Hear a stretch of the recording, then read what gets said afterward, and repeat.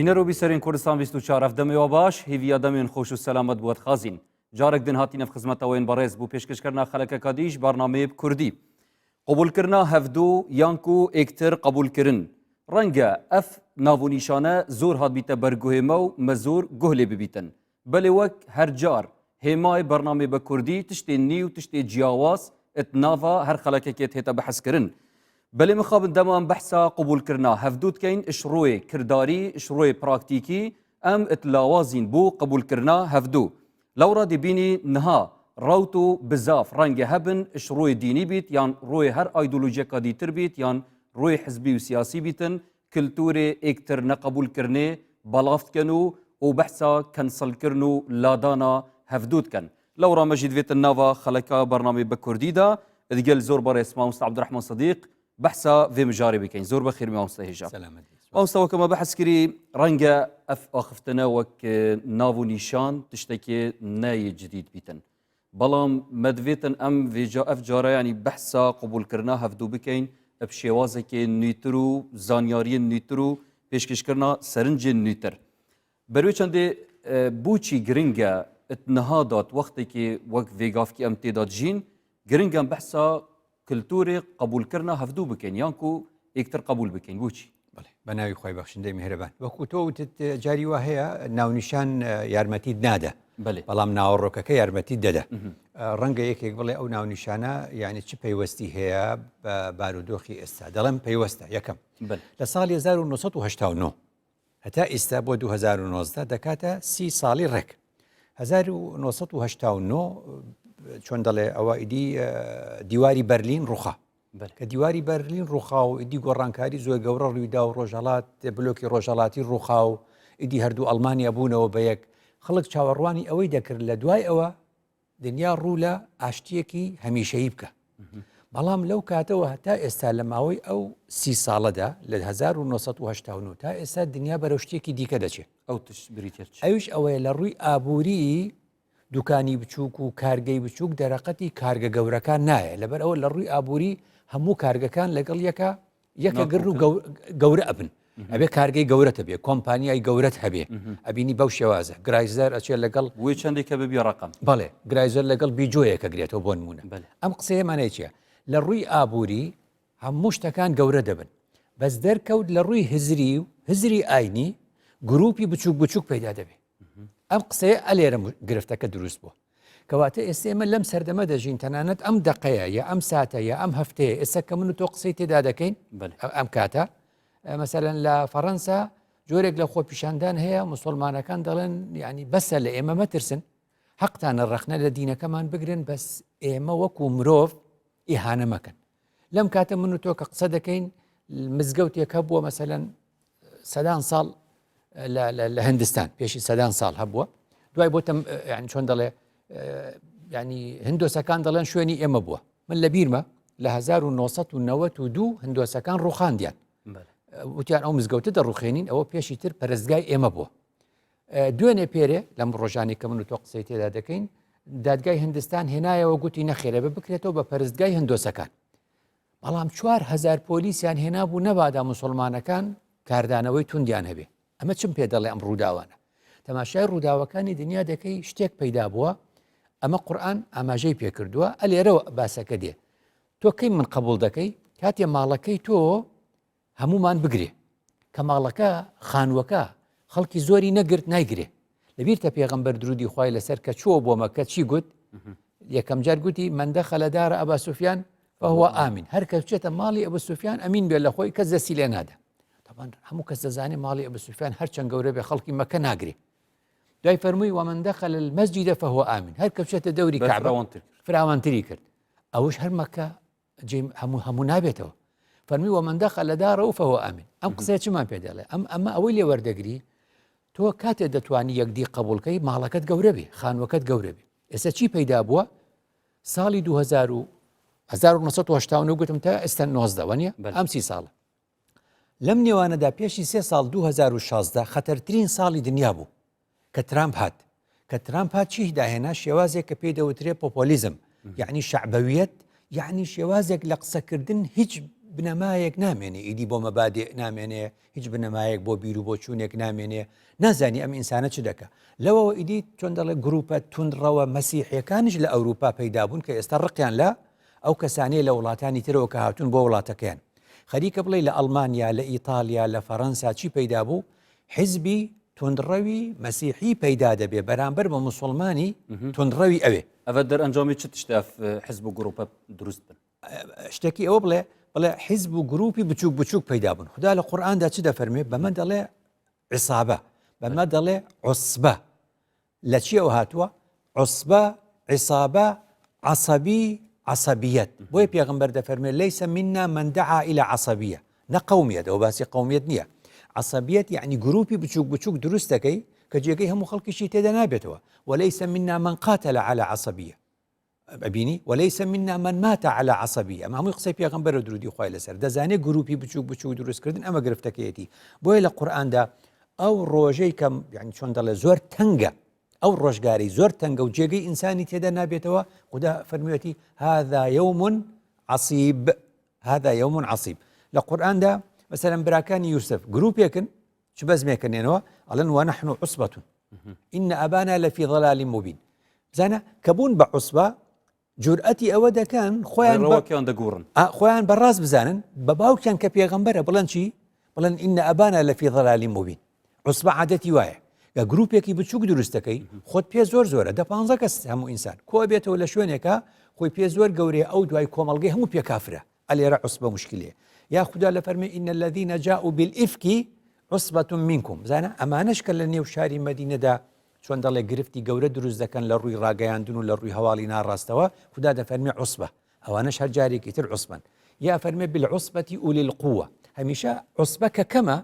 یخۆ ناتوانێت سەلماندن بکە ناتوانێت قەناعەت بە من و تۆ بکە ناچار چیەکە ئولی القوة ئەبێ هێز بەکاربێنێ بەڵێ مامۆستا گەر تەماشای هەموو ژیان هەموو پێغەمبەرەژی بکەی العصبەکە دەست پێ کرد یعنی چەند مرۆڤێک تەوروبەرێتی بووینەوە دەست بانگەوەزیە خۆ کریە کەوت ئەوژی چتە ژێرێ چەندێ لەوە نەوەستاون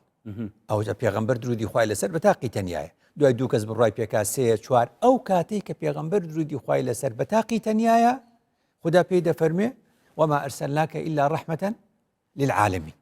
بەڵێ پێغەمبەرێکی وەکو نوح عەلەیهی سەلام چەندین سەد ساڵات گەلدە بووە و ئەوجا بیژن 8 نەفەر باوەری پێی نەهاتن یعنی ئەوە خەتای ئەو نییە کەواتە بیتە عوسبە ئەو نەیگوتووە من عوسبەم هەیە ئەو داوا دەکا بەڵام خەڵک نەهات چ بکە یعنی ئەوە لێرە باسەکەمان لەسەر ئەوەیە کە خەڵکێک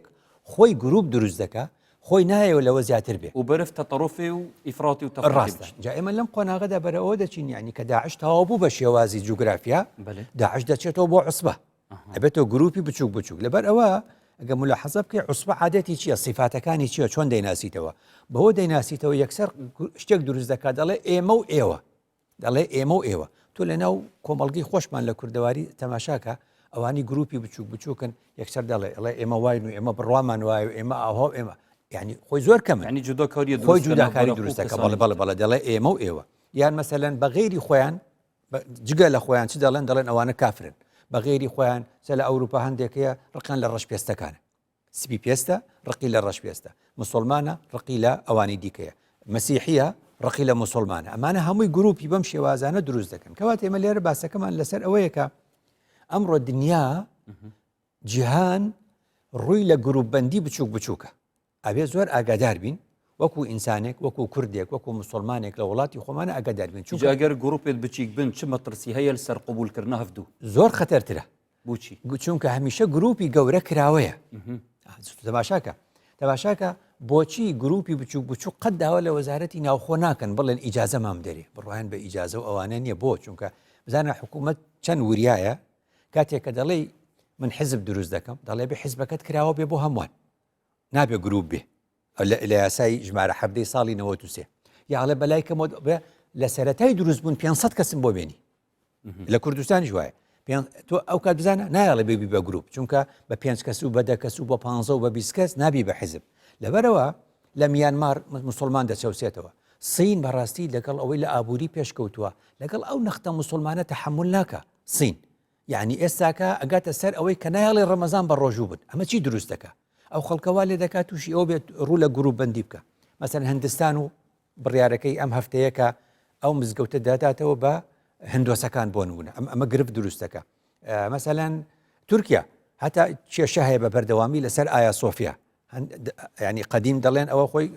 هی بیزنتی و ڕۆمەکان بووە لە 1453 دوای کراوە 900 ساڵێک کەنیسە بووە کە دروست کراوە 900 ساڵ کەنیسە بووە دوای 400 ساڵێک بۆتەوە مزگەوت ئەوجا بۆتەوە مەتحەف ئێستا دەڵێ دەیکەینەوە مزگەوت کە دەڵێن دەیکەینەوە مزگەوت یۆنان قسەی دەبێت کەواتە هەموو ئەم قسانی من دەیکەم چ دەڵێم بارودۆخی دنیا لەگەڵ ئەوەی لەسەرەوە زۆر باس لە پێکەوە ژیان و یەکدی قبولکردن دەکرێت لە ژێرەوە کۆمەڵگەکانی دنیا شتی مەترسیدار و ترسناکی تێدا سەرەتانی پێم وایە کە گروپی بچووک پیدا دەبێت ئەم گروپە کە بچووک بوو یەکدی قبول ناکە هەر لەبەر ئەوەیە دەبینی توندڕەوەکان هەمیشە کەمینن بۆچی ئەف گروپێت بچووک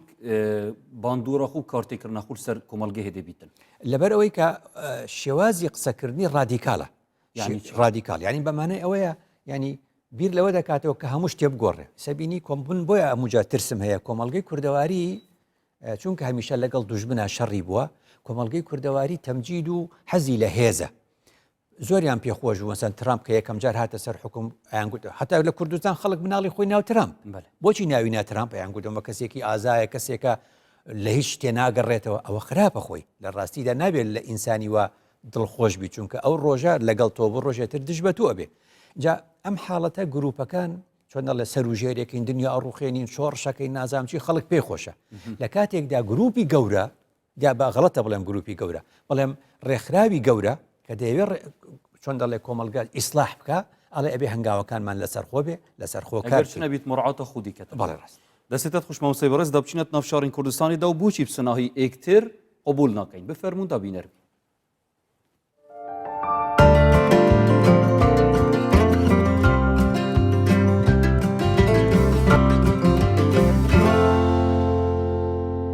قبول نەکردنەکە بەڕای من ڕەبتی بە زیاتر بە کولتور و خوێنەواری و بڵایکە بە ئینگلیزەکەی ئیجوکیشنەوەیە بە پەروەردەوەیە ئێمە لە پەروەردەوە فێرەکرین مەسەلەن ئەو مەکتەبەیە ئەو قوتابخانە تەبەقەی بەرزە ڕاقیە ئەوە حکومیە ئەوە ئەهلیە فێر ئەکرین ڕەشپێست چییە سپی پێست چییە سەوز چییە زەر چییە مۆر چییە نارنجی چییە لەوانەوە لە منداڵیەوە لە ناو مێشکمان چەکەرە دەکا و پەرە دەسێنێ بەوەی کە یەکتر قبول نەکەین ئیترەوە دەوەستێتەوە سەر طبیعەتی مرۆڤەکان ناتوانن ئەو شتێ تەقبول بکەن بەس زۆر کەسیشە یەکدری تەقبول دەکات زۆر بە ئاسانی ئەو دەوەستێتە سەر تاکەکان یعنی ئەگەر تۆ بتوانی یعنی مەبەستت هەبی خۆت بگونجێنی پێدەگوتر گونجاندن ئەتوانی زۆر ئاسانە بەس ئەگەر مەبەستت نەبی ناتوانی و ناگونجێ شتەکە ئاسانە بەس بە شێوەیەکی گشتی مرۆڤایەتی لە گونجاندنەوە هاتووە ئەگەر بگونجەی مرۆڤایەتی پێش دەکەوێت ئینسانەکان پێش دەکەون زیاتر لێکگیری دەگەین زیاتر لێک نزیک دەبینەوە هەروەش ئەگەر لێک نزیک بیەوە زیاتر کێشەکان کەم دەبنەوە چونکە هەرێکە لە طبیعەتی یەکگری تێدەگات ji destpêka her çêbûna komalgehekî yanî ser roberê erdîyan behezkeyn بدایت چکرنا مروفی یعنی انسانی جارات بجن یعنی وقتی تبی کمالگه که ساخلم چکی که افتش تا بحث کری که همین تداهم قبول کردن حجه کردن بیک وجیان کادرست چکرنا انسانیه بری چکرنا آخه طبیعی یعنی راست آخ نبید مروف نبید بس نفسی وقتی دا که ام بجین ولات نبید هگر انسان نه ات چکرن یەک لە سەبەبەکان کەلۆی دەگەڕێتەوە لەبەر پەروەردەکردنە کە لە منداڵیەوە پێویستە بەو شێوەیە پەروەردە بکرێتە چی کۆمەلگا کە یەکتر قبول بکە کە جیاوازە خەڵکی تر هەیە تاکی تر هەیە کە جیاوازتر لە خۆی فکر دەکاتەوە یان لە دیانەتەکی جیاوازتر هەیە کە بەو شێوەیە ئەمە دەتوانین پێکەوە بژین پێویستمان بە هەموو لایەنەکانە بۆ شێوە دەتوانین ژیان بکەین نەک هەموو لایەنەکان هەموو تاکەکان لێک لێڤڵی بن و لێک مستەوای بن و وەکو یەک بن چونکە ئەو کاتە ژیان زەحمەت دەبیتن خدا و نفس ضعیفیەکە ئەو دەفهمی کەسەکە دێ هەبیت یعنی ئۆغڵەبەتەوە ئەو بە شەریعێکی قبیل ناکەتن کو شووی کێمتر بیت یان شووی ماستر بیت یان غێر ئەدیان بیت نفسەوی دیگەرە گەلەکە ضعیفە چونکە هەر کەسێکی بیت خودی دای بەشەرە فەقیر بیت زەنگین بیت مسیحی بیتن ئێزدی بیتن هەر کە هەر چ دیانەت بیتن وێت مرۆڤێک و دو قبیل کە چونکە چیە خودی ئەمی داین بەشەر و وێت قەبەلەت دەفمە هەمیە هەبیتن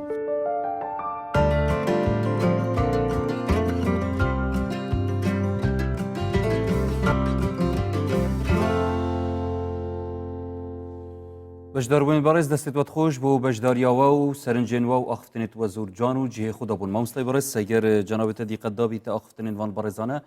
زۆربەیان تەکەسکەرە سەروێ چەندێک کە کلتورێ قبولکردنە هەفتوود بێتن پڕێکە ئاراستەکردنەوە پەروەردەکە جواندا بیتن کە خەڵکێک بێتە پەروەردەکردن سەر vê çendêke êktir qebûl bikin. Erê goreyî dîtina cenabê te ev qebûlkirina hevdû perwerdeyeke fi'len divê pêra bin û erkîkeye û yan jî tiştekî çandiyet nav naxê mirovan da. بەڵێ دەرەکەوێت بەڕاستی خۆی ینی گروپبندی یا تونندڕەوی لە ناخی ئینساندا نییە بەڵکو لە مناڵەوە دروست دەکرێت ینی پەروەردەی لەسەر دەکرێت تەنشیعی لەسەر دەکرێت ئەو کەسە لەسەر ئەو بیر و بۆچوونە پەروەردە دەکرێت بەروڤۆژی وێژی هەر وەسایەت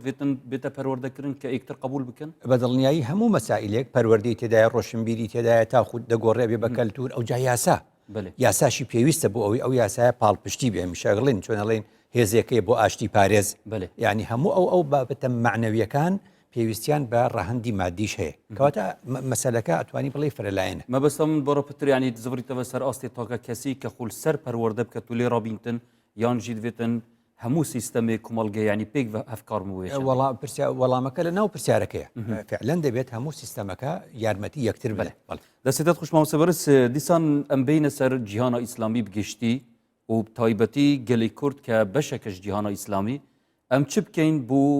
بگەهینەوی ئاستەی کە ئێکتر قبول بکەین و ئەف فکرە دەفمە ببیتە شتێکی نۆرمال بڕوانە ئەوەی ئەمە پێی دەڵێن جیهانی ئیسلامی ینی بە مانایەکی تر بڵێن کە ئەنەوە باسی ئەم 57 دەوڵەتە مسلمان نشینە ئەکەین کە زۆرینەی مسلمانە ینی بۆچی ئەم باسە گرنگە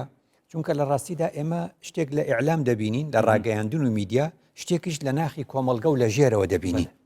بینی دوو شتێک جوانە بۆی لە قورئاندا ئێستا خوا لە قورئاندا کە باسی چیاکان دەکا دەفەرمێ وەلجیبالە ئەوتادە دەڵێن وەلجیبالە ئەوتادە وەتەد یعنی وەکو شتێکە سنگ داکوتی لە ئەرز بشێتە خوار یعنی هەندێک لە زانایان دەڵێن بۆیە جیبال ئەوتادە یعنی ئەڵێن بەرزی لە ئاستی و تەوازنە عرض ئەڵێ ینی بەرزی چیاکە چەندێکە لە ئەرزەوە تا سەرێ ڕەنگە ینی دوو ئەوەندە بەرزەکەی لە ئەرزابێ یا هەندێک دەڵێن چای بەفرین هەیە لە نێو زەریاکاندا چەندێکی بڵندە لەسەرەوە دەبینی دوو ئەوەندەی ڕەنگە لە خوارێ بێ ئەمە مانای چییە؟ مانای وایە هەمیشە سێرکردنی خوارەوەی کۆمەڵگە گرنگە هەمیشە تەماشاکردنی بوارە عملێکە گرنگە منەڵام دە کەس بێنە سەر ئەوە 1000 کەسیش بێنە و ئیستیفتا بکە و خەڵک بێنە سەر تەلەڤیزیۆن بڕوا ناکەم کەس لەسەر تەلەڤیزیۆن بڵێ یعنی یەکتر قبولکردن خراپە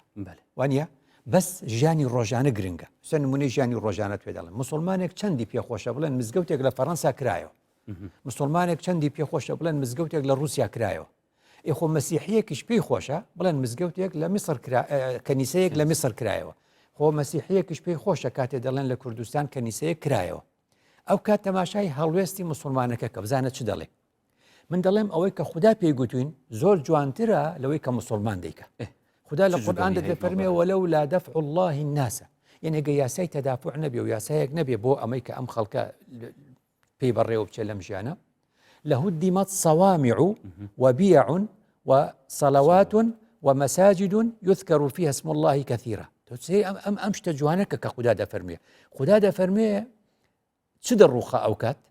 دەفەرمێ لە هودیمەت سەوامع و سەومەعا شوێنێکی بچکۆلەی خوداپەرستی تاچێکە کە تایدا وەکو مەعبەد بۆ خۆی ڕۆحبانیەتەوەن یعنی زۆر بە ئاسانی خۆ دەتوانی بچی پێی بڕوخێنی چونکە بە تاقی تەنایە هیچ هێزێک نایپارێزێ یعنی خوددا لە سەرەتاوە باسی چیەکە لە هودیمەت یعنی خوددا لە خەمی ئەو سەومەعا فەقیرەیەتی کەوا یەک کەسی تێدایە هەموو کەس پێی دەوێرێ ئەو جا دەفەرمێ لە هودیمە سەوامع وبیع اینجا کەنیسە شوێنی جەماعی مەسیحیەکانە کە تیادا نوێژ دەکەن مەسیحیش عادەتەن ئاشتی خوازە ئەویشی هێنا لە پاڵ ئەوە وەکو بەشی دووەم یعنی کە هێزی نییە ئەو جا فەرمووی وەسەڵەواتون سەڵەوات شوێنی مەعابید و پەرزگای جووەکانە یا هێنایە سێیەم کە ئەوانە خۆیان دەپارێزن هێنایە سێیەم اینجا خوا مزگەوتی خستە دواوە ومەساجد و یذکەر فیها ئەمە شتێکی زۆر جوانە یعنی مسلمان ئەبێ فێر بێ نەڵێ مزگەوتەکەم یەکەم جار یعنی جوانی مسلمان لەوەدایە لەگەڵ ئەوەی خۆی مزگەوتی خۆی هەیە و مزگەوتی خۆی پاراستووە جوانەکەی لەوەدایە بەم تەرتیبەی کە خوددا لە قورئاندا ڕیزی کردووە منی مسلمان ئەو کات جوان دەبم بەڵام ئەو برادەرە ئەو ئینسانە لەو کونە شاخەیە لەو مەعبەدەیە بە تاقی تەنیا دانیشتووە ئەبێ بیپارێزین ئەبێ ئاگامان لێبێ چونکە خوددا ئەفەرمێ با تەهدیم نەبێ ئەو کەنیسەی کە مەسیحەکانی تێدایە خوددا دووەمجا ناوی هێناوە ئێمەش ئەبێ لە ڕووی پرایۆرەتی و ئەولەویەت و پێشینە لە خەمی دابین ئەوە شوێنی پەرزگای جووەکانە لە وڵاتی ئێمەدا دەبێ ئێمە بیپارێزین خوددا بە ئێمەی سپاردووە اینجا مزگەوتیشی بە ئێمە سپاردووە ئەم تەرتیبە منی مسلمان ئەگەر من قسەم کردا یەکەم جا دەموت پێویستە مزگەوتەکانمان بپارێزین ئەوجا شوێنی جووەکان و ئەوجا شوێنی مەسیحەکان ئەوجا شوێنی تاکە کەسیەکان ئەبینی خوددا چۆنی باس کردووە ئەمە زۆر وردە کە خوددا اف آيات القرآن بيروس روایتی دتا وان معابداجی کە ئەوژی دروستن و بوومتکەن کەواتە ئەمە قسەیەکی ترمان بۆ دروستەکە ئەلێرەوە پرسیارێک دروستە بێت دەڵێن قبولکردن مسلمان ئەرە گرفتێکی هەیە تێناگا لە شەکەم غەڵەتە سەحبێکم یعنی بەشێک لە مسلمان حاڵی نابن لە چی لەوەی کە قبولکردنی ئەویدی مانای چی ئەگەر من مەسیحیەکەم قبول کرد وەکو مسلمان مانای نییە من ڕازیم بە دینەکەی ئەو قبولکردن جایە لە ڕەزامەندی من پێت دەڵێم خوددا دەفەرمێ وەلا یەرضا لعیبادیه الکفر خوددا ڕازی نییە بە کوفر بەس قبولیشێتی بۆ ئەو تا نایەن کوژێ ئەوە تا خۆسەتا هەفتا و ئەوەندەی دنیا بڕای بە محەممەدیش نییە و بڕای بە ئیسلامیش نییە بە معنای ئێمە باسیەکەین ئیسلامی محەممەدی ئەبینی خوددا چیان لێکە هیچیان لێ ناکە کەواتە فەرقی هەیە یعنی ئەو کەسەی کوفر دەکا و لەسەر ئەرزاما و خوددا ڕزقی دەدا یعنی چی یعنی خوددا ژیانی ئەو بوونی ئەوی قبوڵە هەتا ئەو ڕۆژێ دەمرێ بەڵام خوددا خۆ ڕازی نییە بە قسەکانی خوددا ڕازی نییە کەواتە خوددا لێرۆ شتێکمان فێر دەکا قبولکردنی من بۆ ئەویدی قبولکردنی من بۆ جوویەک بۆ مەسیحیەک بۆ هەر حەوت ئاینەکەی دیکەی کوردستان من ڕازی نەبوومە ئەگەر ڕازی بوومە چووە سەر ئەو دینە کەواتە قبولکردن نەڕازی بوونە تۆ قبولی دەکەی وەکو خۆی بەڵام مەرج نییە تۆ ئەو معنای ئەوە بێ ڕازی بوویتە پێی ئەبینی چۆنە ئەمە جوانی دینەکەی خۆتە بۆیە ئیسلام نابێ بە عوسبە بۆیە ئیسلام نابێ بە عیسابە بۆیە ئیسلام لەگەڵ فراوانیە چونکە هەموو دینەکان و شوێنەکانی تر جا بڕوانە چەند ناشرینە ئەبینی وەقفی سونە و وەقفی شیعە لەو عێراقە شەڕیان لەسەر چیە مەگەر ناخوێنی تۆ ئەچنەوە ئەو مزگەوتاڵێن هی وەقفی سونیە ئێمە کاتی خۆیەوە هی ئێمە بۆ بە هی ئێمە بێ ئەو شەڵێن نەخێرەوە هی وەقفی شیعە دەبێ هی ئێمە بێ لەسەر ئەرزێک لەسەر پارچە ئەرزێک هەردوو وەقفەکە لە عێراقا شەڕیانە دەی باش ئەگەر ئەمە دین بێ و ئەگەر ئەمە یەکتر قبولکردن بێەوە دوو مسلمان یەکتریان قبول نییە ئێستاکە ئەوجاوە کارن کەسێکی دی قبولکە اینجا بڕوانە مەسەلەن مسلمانان وەکوڵێ هەرکەس بەخۆی بڵێ فەرقەی ناجیە هەرکەس بەخۆی ئەڵێ فەرقەی ناجی وڵێ ڕۆژی قیامەت خوددا بەس منی قبوڵە ئەمە بەڕاستی یەکتر قبولکردنیە و جیهانی ئیسلامی ئەمە مشکلەکەیەتی کەواتە بزانە یعنی خوددا کاتێک کە دەبینی یعنی ئەم دنیای تەماشاکە لە سەتا بتمان 32 خەڵک مەسیحیە لە دنیا بەباش و خراپ لە سەتا 32 دنیا مەسیحیە کەواتە ئەکسەریە نەبوون لە سەتا 23 مسلمان لە سەتا 23 دنیا مسلمانە ئەکسەریە نەبوون لە سەتا 16 دنیا هندۆسە ئەکسەریە نەبوون لە سەتا 16 دنیا هیچ دینێکی نییە ئەکسەریە نەبوون لە سەتا 7 دنیا بوزیە ئەکسەریە نەبوون لە سەتا 6 و 9 دنیا چین دینەکانی ترن کەس ئەکسەریەت نەبوو کەواتە ئێمە بێ زۆر ئاگادار بین ئەو زوڵمەی تۆ لێرە لە کەمینەیەکی دەکەی ئەوانش لە ئەوروپا لە کەمینەی مسلمانی دەکەن وەکڕات فعل و کارڤەدا ئەگەر ئەتەوێ مسلمان لە ئەوروپا و ئەمریکا بەخۆشی بژی تۆش خەڵک بێڵە لێرە بەخۆشی بژی دەستێت خوشمامۆستای بەڕێز دەمی بێن ڤەدانێکی هاتی و دەی نەفجەواتەوەین هێژا بە فەرمان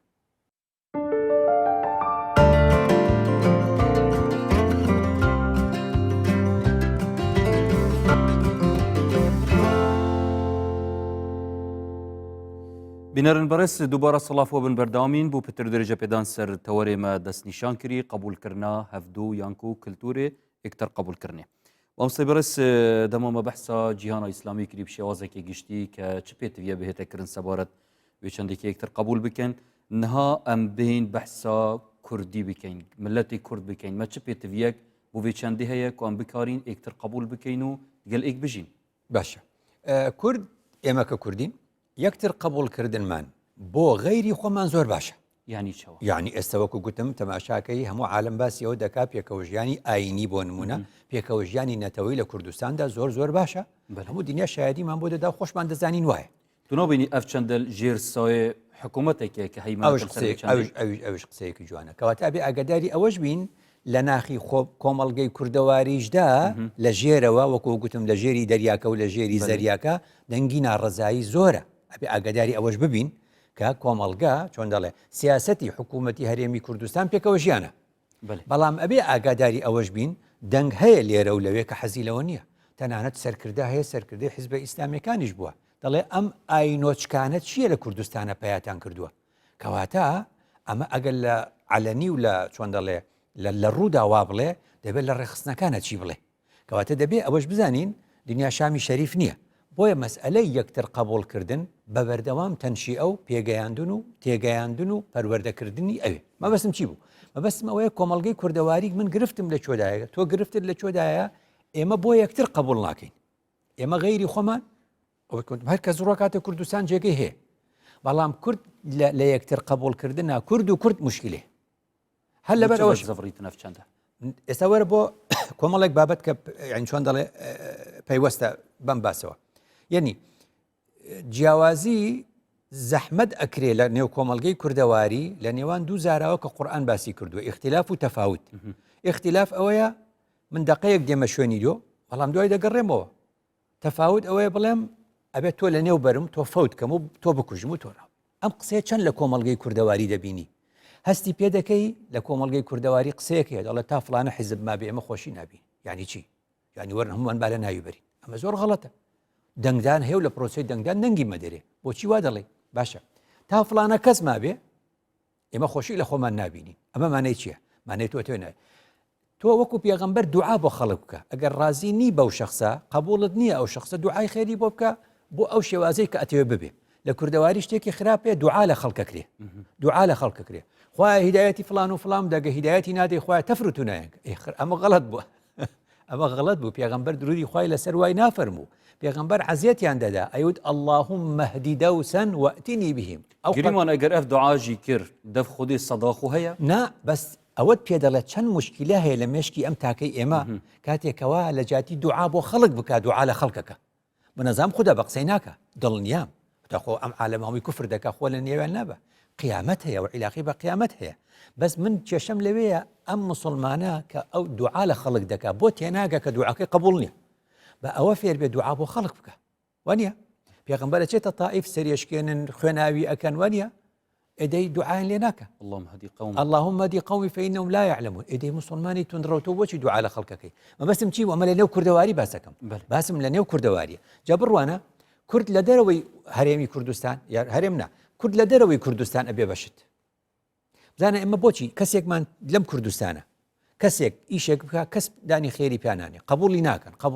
قبولی ناکەن ئەو کەسە تا دەرەچێ و دەرەپەڕێ ئەچێ بۆ چۆ دیار دەچێت گەهینیت ئەچێ بۆ هەندەران لە هەندەران قبولێکن و لە هەندەران ئەبێ بەشت هەتا دیراسەیەک هەیە مەسەلەن ئەڵێن سەلاحەدینی ئەیوبی لە کوردستان بۆیە دەوڵەتی پێ دروست ناکرات چونکە کەس پێی ڕازی نییە کە ئەچێتە میسر میسرڵێن وەڵام پیاوێکی زۆر گەورەیە هەتا ئێمە کەسایەتیەکان و سەرکردەکان و کەسایەتیەکانی کوردستان لە دەرێکە ئەڕۆی هەموو باسییانەکەن ئەڵێن ئێوە فڵان کەستان هەیە و فڵان کەستان هەیە کەچی لە کوردستانە گوت نەکێت بژن کورد خۆخورە ئەف ئاخفتنە چەند جێ خوددا من بە شێوازێکی ناسکتر گوتومە دوو کەس دەبن بەشت کورد لە هەندەران بێگانە لە کوردستان یعنی خەڵکی خۆمان یەکتریان قبول نییە خەڵکی خۆمان یەکتریان قبول نیە جامە بەستمەوە بوو کە ئەم خاڵە چییە ئەمە چی دەگەێنێ ئەمە ئەوە دەگەێنێ کە کەی من تۆم قبول نییە کەی بڵێم 100% دەبێت تۆ وەک من بی یعنی لە کۆمەڵگەی کوردەواری کێشەیەکێ زۆر وردە ئەبێ زۆر دراسە بکرێن حەزمان لێ هەموو عالم لە من بچێ ئاخر نابێ هەر کەس ئەوێ هەموو عالم لەو بچێ ئاخر توی دەمیداکە هەموو کەسوەکی یەکتر بن دێ چه هونەر بۆ قبولکردنی بینی دەمنش ئەومە بەس ئەمە گرفتەکەیە کۆمەڵگەی کوردەواری ئەڵێن ئەو فڵانە کەسە بەخوا زیرەکە ئەڵێن ئەوە لە کوێ لە حیزبی فڵان ئەڵێ هیچ حیزبی خۆمان نەبوو هیچ لە عەشیرەتی خۆمان نییە هیچ پشتی مەگرن دەنگی مەدەنێ ئەبینی چۆنە یعنی ورد کۆمەڵگەی کوردەواری هەر لەسەر بچووکترین چۆن دەڵێ یەکە ئیش دەکە ئەمە خەڵکی خۆمانە ئەمە کەسی خۆمان ئەمە حیزبی خۆمانە ئیتر بە چاوی کوردستانی گەورە تەماشات ناکە بەڵێ مەتاکی خۆم بە چاوێکی ئینسانی تەماشات ناکە مەبەستمەوە بوو مەولانا خالید ئەلێرە ئێمە کوردی خۆمان پێ ڕازی نییە ئێقەینا قسەیەکی تازەی هێناوە ئەو نەقشبەندیە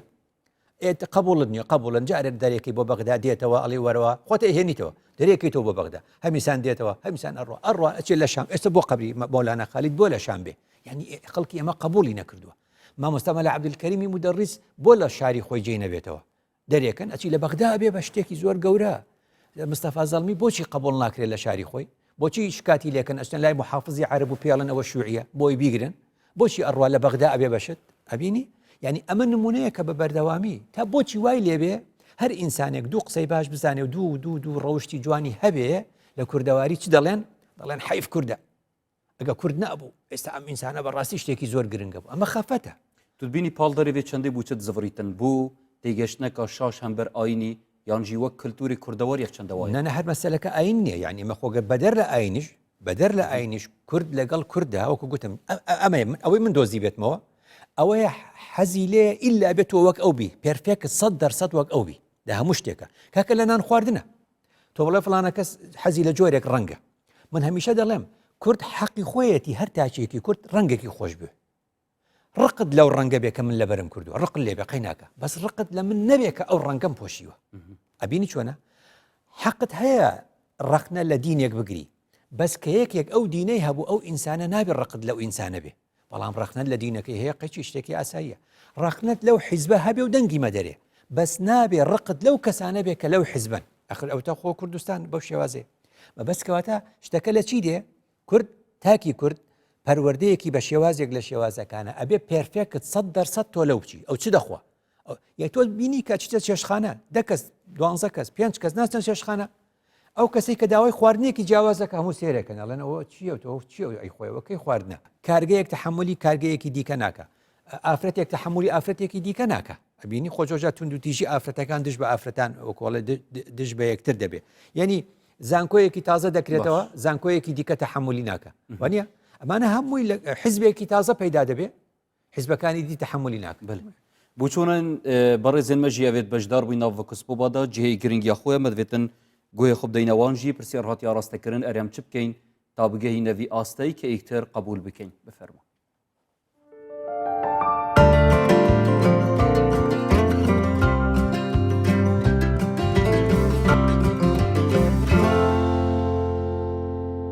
لە پەروەردەوە دەست پێەکە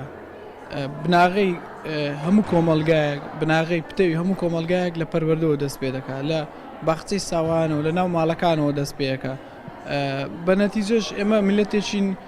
میلەتێکی بەشخوراوی بەژمەینەتین ئەگەر لەو بابەوە تەمەشای مۆزوعەکە بکەین قەت نابێت کورد ڕقی لە یەکتر بێتەوە قەت نابێت کورد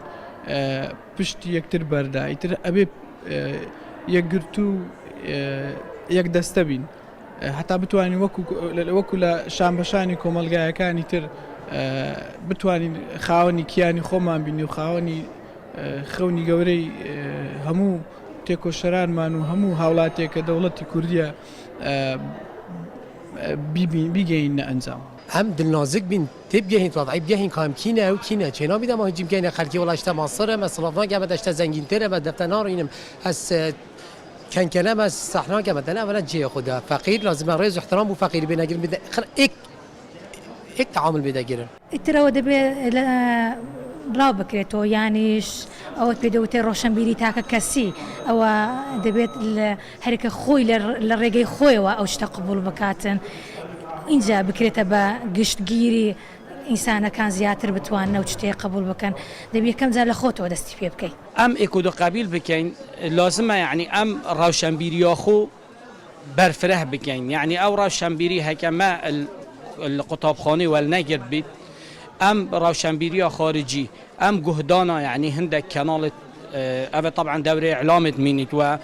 هندك برامجها يعني توعية بكان عالم السروي أساسي كومال جهبة آواكرن بتر يعني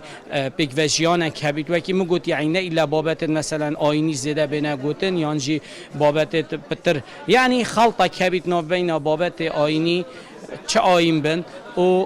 بابت انسانی یعنی وکی ثقافت بشری و ثقافت یعنی ام بجین یا خدایی بگ و گریدای بی سروی اساسی د بنیات که باش اتدانان و د ثقافت که باش چه بید بو کوملگه که همی بگ و جان هبید یکم شد که پیوز دکا پیوز بود دکا که مشکان کراوبن و ئەو شتێ قبول بکەین کە دنیای ئێستا پێش دەکەویتن زیاتر ڕێگەبەوە بدەین کە کللتوری بیانی و غیری خۆمان دێنە ناو کۆمەلگا و پێکەوە دەتوانین ژیان بکەین خودی ئەغلبەتەوە ئەنی ڤرف بلاخۆ کێمتر هەمی بەشەرێکی دانیتن توی زەنگینی و تو کێمترین تشت بۆ خۆ دانی دا عالەمێکی حەشتە بکات و دا قەبیل بکات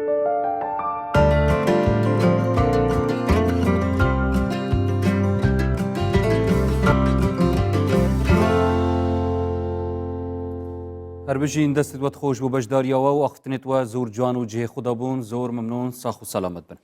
مامۆستا هێژا مەچاوە پرسیارە ئاڕستەی بەڕێزێن خۆ کرد ناوە ڤۆکس بۆبادا کە ئەم وەک گەلێک کورد چ بکەین تا بگەینەوی ئاستەی حتا بکارین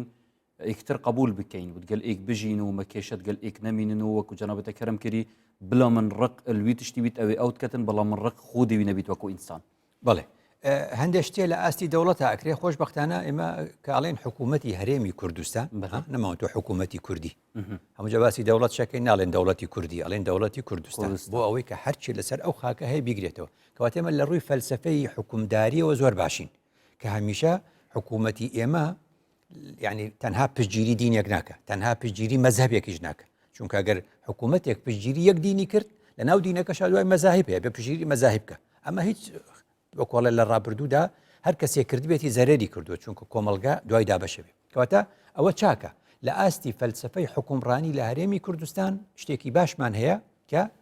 مەسئلەی پێکەوە ژیان و یەکتر قبولکردن هەیە بێنەوە ئاستی حکوومەت لە چێ پێک دێ لە حیزب کەواتە حیزبەکان پێداچوونەوەیان ئەوێ بەخۆیاندا زۆربەی حیزبەکان ڕەنگە لەم ساڵدا کۆنگرە بگرن بە تایبەت حیزبە ئیسلامیەکانیش زیاتریان ئەوێ بۆ چونکە حیزب بۆ هەمووانە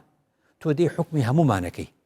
ئێستا هەر لەبەر ئەوەی ئەبینی ینی لە ئاستی کوردستاندا 195 ئەڵێن موسڵمانە نسبەتێکی زیاتر کەمتر بۆیە بێ وا بڵێم چونکە ئیحساش سەدەری نەخستووە چەنە بەس خۆ زۆرە دڵنیام لە 190 بەرەوسەرەوە خەڵک دینی خۆی موسڵمانە بەڵام بۆچی هەمیشە مەسەلەن حیزبەکانی تر دەنگەهێنن حیزبە ئیسلامیەکان کەمهێنن چونکە حیزبی ئیسلامی خەریکە بێتە حیزبی بەشێک لە موسڵمان بینی چۆنە یعنی حیزبی ئیسلامی ئەندام وەرناگرێت لە غەیری موسڵمان بێ موسڵمان بێ و لە ناو موسڵمان بوونەکەش ئەگە سونی بێ شیعە وەرناگرێ بەس حیزب وانە ها حیزب یعنی چی حیزب یعنی ئەو پێکهاتەیەی کە نوێنەرایەتی کۆمەڵگە دەکە کۆمەڵگەش هەموو دینەکانی تێدایە بۆیە حیزبە ئیسلامیەکان کارێکی باش دەکەن ئێستا لە بیری ئەوەن کە یا پاشگیری ئیسلامی دەکەنەوە کە 10 ساڵ زیاتر هەرباسێکین یاخود ئەوەتە بانگەواز و حزب لێکتر جاکاتەوە چونکە تۆ حەقت هەیە جەمعیەک دابنێ بەس بۆ موسڵمان تۆش جەمعیەک دابنێ بەس بۆ مەسیحەکان جەمعیەک دابنێ جەمعیە ئەبێ بەس حزب نا حزب کە دەنگی پێ ئەدەی ئەبێ هەموو کەس وەرگری بەێت ناو جیهان و ئیسلامی دەمامۆستا دەما گرۆپێکیان حزبەکە ئیسلامی دروست بیتم مەرەماوێت چەندەیە کە یەک ئیسلامە عامی و گشتی ڕازینینە واندێتن پێخنت ناو چارچێوەیەکی دیارکیدا وەک واندێتن ئەگەر وەک وان پیڤەرانە بیتن قبول ناکەن ئەڤەنە بەهانەکە درستە ئەوت بێژن نەخێر چونکە لەبەرەوەی جمهور وەک وەڵە هەمیشە ئومەت ئینە ئومەتی لەن تەجتەمیع عەلا ضەلالە ئومەت قەت بە دیاری شتێکەوە ناچێت گروپ بێ ئەبێ کراوە بێ وەکو باسییان کە بەشدار بوانش یعنی مەبەستمەوەی حزب پێناسەکەی وایە حزب نابێ ئەندامێتەکەی بەس بۆ مەسیحی بێ وەچە لە ئەوروپا حزب هەیە ناوی دیموکراتی مەسیحیە ناوەکەی پاشگرەکەی مەسیحیە بەس کوردی ژوەرەگرێ ئەفغانی ژوەرەگرێ لە ڕەگەزەکان ینی مسلمانی ژوەرەگرێ مەگە چەند مسلمانمان هەیە لەو حیزبانەیە هەن خەڵکی ئەم وڵاتەن و لەوێن کەواتە هەموو جا دەڵێن مەسەلەکە ناوەکە نییە مەسەلەکە لە وەرگرتنەکەیە چێ بە ئەندام وەرەگری لەم کوردستانە هەر کەس دانیشتوی هەرێمی کوردستان بێت تۆ بێ وەریگری ئەگەر وات نەکرد کەواتە تۆ گروپت دروست کردووە لەبەرەوە ئەگەر وات نەکرد تەنها گروپت دروست کردە و کاتە تۆ لە کۆبوونەوەی حیزبەکانە بێ هەر باسی یەک دین بکەی حیزب ئەبێ کراوە بێ بۆ هەمووان جەمعیە ئەتوانی دروستی کەی بۆ ئاینێکی دیاری کراوە ئەوجا قوتابخانەکانمان شوێنێکی زۆر باشن کە تایدا ئەم هەموو خەڵکە جیاوازە لە مناڵیەوە کۆ دەکاتەوە بە پەروەردەیە کە هەموو ئاینەکان قبولیان بێ ینی چی یعنی تۆ ئەگەر ئەتەوێت زیاد لەوە ئیسلامەتی فێری مناڵەکەت کەی بێ لە ماڵەوە خۆت فێریکەی ئەوە خۆ هەمووی من لە مەکتەبا ناکرێت چونکە مەکتەب پێی ناکرێت هەموو ئەو شتانەی تۆ ئەتەوێت هەتا خەڵکمان هەیە دەڵێ من ڕازی نیم مامۆستای ئاین مناڵەکەم فێری نوێش بکە دەڵێ من نوێشکردنم بە مەزەبی ئەبوو حەنیفەیە ئەوانە چن بە شافعی فێرێکە کەواتە بینی مامۆستاکە کە لە قەدیم هەبوو لە قەدیمە تعلیمی سەڵات لە مزگەوتە بوو دوای دەرکەوت باوکو دایکەکان قبوڵیان نییە ئەو مامۆستایی مناڵەکەی تۆ فێری نوێژەکە یا بە شافعی فێری نوێژەکە یا بە حەنەفی فێرێکە یا بە مالیکی یا بە حەمبەلی یا بە وەهابی وەکی لەمانە فێرێکە من ئێستا ئەزانم خەڵکە لە مناڵەکەم خەڵکێکی کەم هەیە ئەی ناسم ئەڵە مناڵم ناخەمە مەکتب بۆی دەرسی دین لای مامۆستاکە وەرنەگرێت چونکە ئەو دینێکی تری فێرەکە کەواتە مانای چییە مانای وایە تۆ بێت لە مەکتەبە بەهاکانی ئاین بخوێنی دەستپاکی دەمپاکی داوێن پاکی ڕاستگۆیی پێکەوە ژیان برایەتی ئەمانە شوێنی مەکتەب تفاصيل الديني ديال السر قناعاتي بيمين تەفاصیل لە مزگەوتێکیشان ناکرێت لە مزگەوتێکیشا مەگە لە کوردستانە چەند جا بینیمانە لە مزگەوتێکا جەماعەتێک لەو لاوە نوێژ دەکەن ئەڵێن ئێمە ئیقتیدا بەو ئیمامە ناکەین ئەو ئیمامە مبتەدیعایمە چۆن لە پشتی ئەوە نوێژەکەین ئەبا منە مزگەوتەکانی خۆمان ئەم شتانەمان دیوە ئەگەر مەدرسێ نەهێتە گوتن و ناوە مزگەفتێژیدا نەهێتە گوتن تەفاصیل الدینی ئەرێ جێخول کێرت بینیتە ئەم پرسیارێکی زۆر گرنگە کەواتە حەلەقات هەبوو جاران حەلەقات هەبوو لە ناو یەک مزگەوتیشە ئەوە حەلەقەی شافعیەکان بۆەوە حەلەقەی حەمبەلەکان بۆەوە حەلەقەی فڵان بوو زۆر ئاساییە کە تۆ لەو شوێنە فێرێکی لە ئەزهەر کراوەیە بۆ هەمووان حتا شیعەشی تا دەخوێنرێ ئەمە ڕیواق ئەکرادە